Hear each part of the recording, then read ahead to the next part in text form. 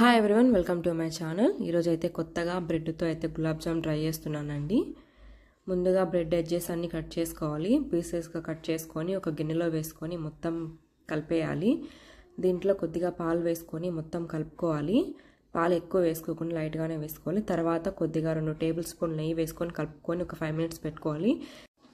తర్వాత చేతికి నెయ్యి పూసుకొని మనకు నచ్చిన సైజులో బాల్స్ లాగా చుట్టుకోవాలి. నేనైతే ఒక కప్పు చక్కెర తీసుకున్నాను. అదే కప్పుతో వాటర్ యాడ్ చేశాను. కొద్దిగా ఇలాచీ పౌడర్ వేసుకున్నాను. కొద్దిసేపు మరగనిచ్చాను. ఆయిల్ హీట్ ఎక్కిన తర్వాత అయితే మనం చుట్టుకున్న బాల్స్ని అయితే వేసుకొని బాగా ఫ్రై చేసుకోవాలి. గోల్డ్ కలర్ వచ్చేంత వరకు అయితే వేపుకోవాలి. ఇక్కడైతే తీగ పాకం పడేసింది. ఇంకా ఆఫ్ చేసేసుకోవాలి. ఇంక ఈ బాల్స్ని ఈ పాకంలో వేసేసుకుంటే టేస్టీ గులాబ్ జామ్ అయితే రెడీ అయిపోతుంది చాలా తొందరగానే. బ్రెడ్ గులాబ్ జామ్ అయితే టేస్ట్ చాలా బాగా వచ్చిందండి. మీరు కూడా ఒకసారి ట్రై చేయండి. ఇంతవరకు ట్రై చేయకపోతే. మీకు కన్నా ఈ వీడియో నచ్చితే లైక్ చేయండి, షేర్ చేయండి, సబ్స్క్రైబ్